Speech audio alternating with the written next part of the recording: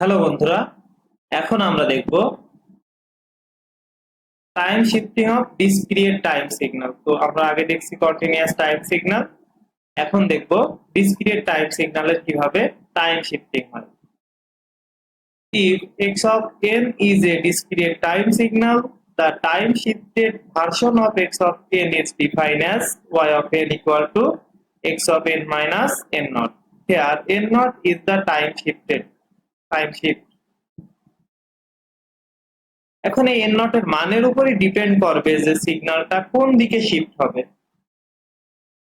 তাহলে আমরা দেখি যে if n naught is greater than 0 and the waveform of x of n তাহলে শিফট করতে হচ্ছে রাইটে।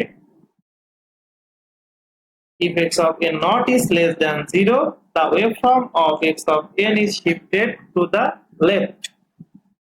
x of n naught এর মান যদি নেগেটিভ হয় তাহলে এটা শিফট করবে হচ্ছে লেফটে। if n naught is greater than 0, the waveform of x of minus n is shifted to the left. if x of n naught is less than 0, the waveform of x of minus n is shifted to the right. খেয়াল করলেই দেখা যাবে যে x n naught এর মান যদি greater than 0 হয়, অর্থাৎ 0 থেকে বড় হয়, যেমন n naught এর মান যদি 1 হয়, 2 হয়, মানে পজিটিভ কোনো ভ্যালু হয়, তাহলে এটা রাইট শিফট হয়। আবার মাইনাস n naught এর মান যদি 0 থেকে ছোট হয়, অর্থাৎ -1, -2, -3 এইসব কিছু হয়, তাহলেও সেই সিগন্যালটা রাইট শিফট করে। অর্থাৎ এই n naught এর x of n এর মান পজিটিভ হইলে একদিকে যায় আর নেগেটিভ হইলে অন্য দিকে যায়। সেটাই আমরা একটু দেখব। তাহলে আমরা একটা উদাহরণ দেখি। এখানে একটা সিগন্যাল আছে x of n সিগন্যাল। এই সিগন্যালটার 2 তে ভ্যালু হচ্ছে 2 আর 3 তে ভ্যালু হচ্ছে -2 আর 4 পয়েন্টে ভ্যালু হচ্ছে 2 আর 5 পয়েন্টে ভ্যালু হচ্ছে 1।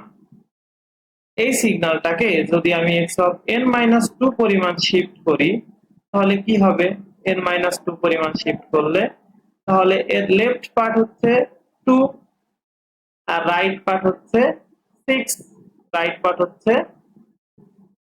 2 3 4 5, রাইট পার্ট হচ্ছে 5। এই সিগন্যালটার লেফট পার্ট 2 আর রাইট পার্ট হচ্ছে 5।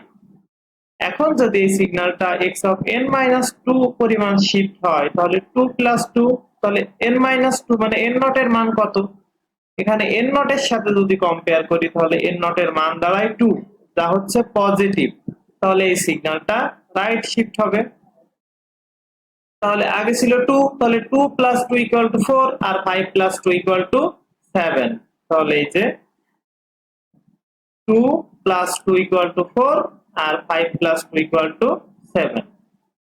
একইভাবে এই সিগন্যালটা যদি -3 পরিমাণ শিফট, এই সিগন্যালটা x of n+3 পরিমাণ শিফট করে তাহলে n-n0, তাহলে -3, তাহলে n naught এর মান হচ্ছে -3।